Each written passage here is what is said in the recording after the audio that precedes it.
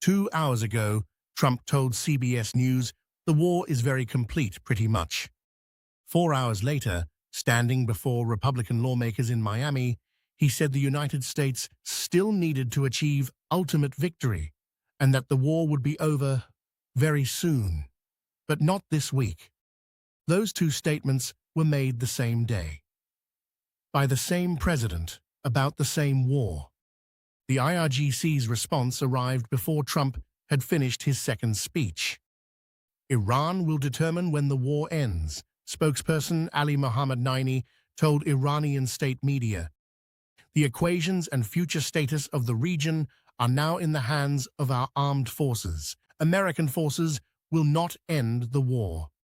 Iran's armed forces spokesperson Sardar Shekachi added one more sentence that circulated instantly across every wire service on Earth. He called Trump the delusional president.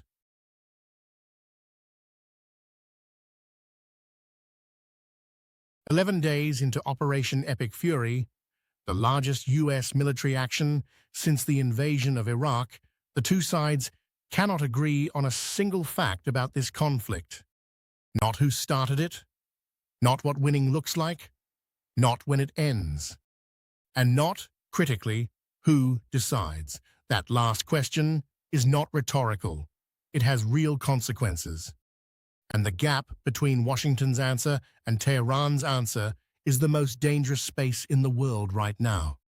To understand why the mixed messaging matters beyond political optics, you have to map exactly what Trump has said, when he said it, and what moved in markets and on battlefields immediately afterward. On Monday, March 9th, Trump told CBS News the war was very complete. Oil, which had touched $120 a barrel earlier that day on fears about the Strait of Hormuz, dropped sharply. Markets interpreted very complete as a signal that de-escalation was coming. Investors priced in a war premium reduction. 2 hours later, at the Republican conference in Miami, Trump said, "We've already won in many ways, but we haven't won enough." He described targets he had left for later: electricity production infrastructure and other critical systems he was deliberately holding in reserve. "If we hit those targets, it's going to take many years for them to be rebuilt," he said. "We're not looking to do that if we don't have to." Markets reversed. Oil climbed again. The volatility in a single afternoon, $120 down to near $90 and back, represented billions of dollars in value destroyed and recreated on the basis of a single president's changing tone across a 5-hour window. When a reporter asked Trump to reconcile very complete with Hegseth's statement earlier that week that the war was just beginning, Trump said, "Both could be true. It's the beginning of building a new country," he said. That answer was not a policy statement. It was a word cloud. And Iran read it as confirmation that Washington does not know what it wants. Iran's foreign minister, Abbas Araghchi, gave an interview to PBS NewsHour on Monday that was, in its own way, as strategically significant as any military briefing. "We have a very bitter experience of talking with Americans," he said. "I do not believe negotiating with the United States will be on the table again." He then explained precisely why. In June 2025, indirect nuclear talks between Iran and the U.S. were actively underway when the United States launched Operation Midnight Hammer and struck Iran's Fordow enrichment facility.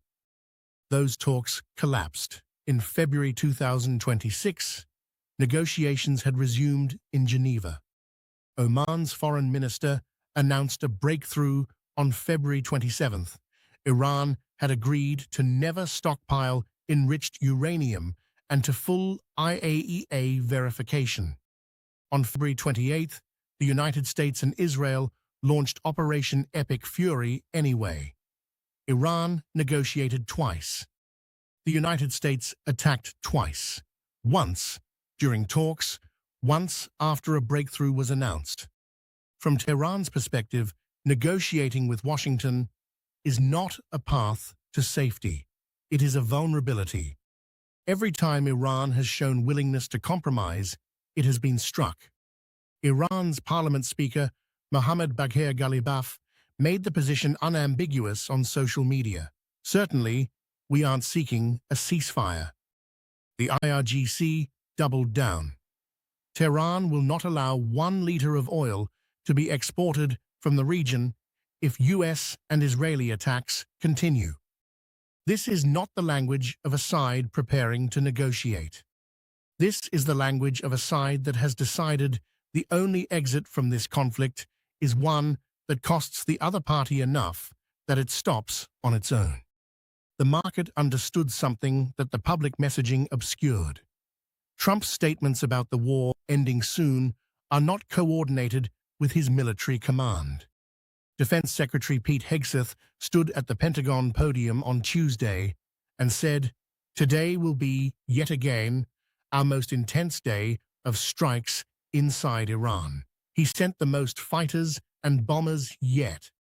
He said the US would not relent until the enemy is totally and decisively defeated. He said Trump gets to control the throttle, implying the throttle was currently set to maximum. Joint Chiefs Chairman General Dan Kane said Iran was fighting, and that he respected that. He confirmed ballistic missile launch rates had fallen 90%, and drone rates had fallen 83% from day one. He described significant degradation of Iranian military capacity. And then Trump, the same day, told Fox News the operation was way beyond expectation in terms of result this early, which simultaneously validates Kane's assessment and undermines the urgency of continued strikes. The result is a command structure that is sending 3 different signals simultaneously. Trump is saying the war is nearly over. Hegseth is saying it has never been more intense. Kane is saying Iran is degraded but still fighting. None of those 3 statements is false. All 3 together create a picture of a war that has succeeded militarily and stalled strategically, and a leadership that has not yet decided which of those realities to act on. That is not a communications problem. It is a strategy problem dressed as a communications problem. Black pawn the 3 objectives, and which ones are actually won. The core issue beneath all the contradictory statements is that Operation Epic Fury was launched with multiple objectives that are now pulling in incompatible directions. Objective 1 was to destroy Iran's nuclear and missile capability. By military metrics, this is largely accomplished. More than 5,000 targets struck. Iran's Navy effectively neutralized. Ballistic missile launch rates down 90%. The Pentagon's own assessment says the US military is where it expected to be after a month, in just 11 days. Objective 2 was regime change, a different Iran with different leadership that does not require future intervention. This objective has failed.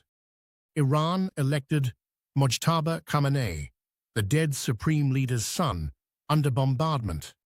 The IRGC pledged full obedience to the new leader. The institutional succession mechanism survived every effort to disrupt it. Objective 3 was economic pressure sufficient to force submission, an Iran that cannot sustain the conflict because its economy collapses. This objective has backfired structurally. By mining the Strait of Hormuz and closing Gulf shipping, Iran has imposed its own economic pressure on the entire world. The pain is not flowing one direction. It is flowing in both directions simultaneously, and the global economy, not just Iran, is absorbing it. When Trump says, "We've already won in many ways, but we haven't won enough," he is describing with unusual precision, the exact position the military finds itself in. Objective 1 is 1. Objectives 2 and 3 are not. And there is no clear military action available that delivers objectives 2 and 3 without costs that exceed any reasonable definition of acceptable. That is the strategic deadlock that the mixed messaging is circling without naming directly. Al Jazeera's analysis of Trump's endgame quoted Andreas Krieg, Associate Professor of Security Studies at King's College London, who identified what he called the only remaining practical path. Washington could still be open to an understanding with elements of the regime, including IRGC-linked actors, if those actors were willing to protect the state while conceding enough on missiles, nuclear restrictions, and regional behavior to let Trump claim success. That framing is important. It describes not a victory, but a face-saving arrangement. An off-ramp that delivers a headline, Iran agrees to nuclear restrictions, without delivering the political transformation the operation was built around. The problem is that Iran's foreign minister has explicitly closed the negotiating track, precisely because the last two times Iran entered that track, the United States attacked. The IRGC has said it will decide when the war ends.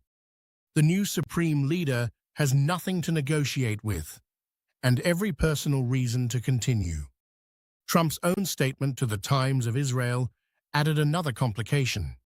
He said the war's end would be a mutual decision between himself and Israeli Prime Minister Netanyahu.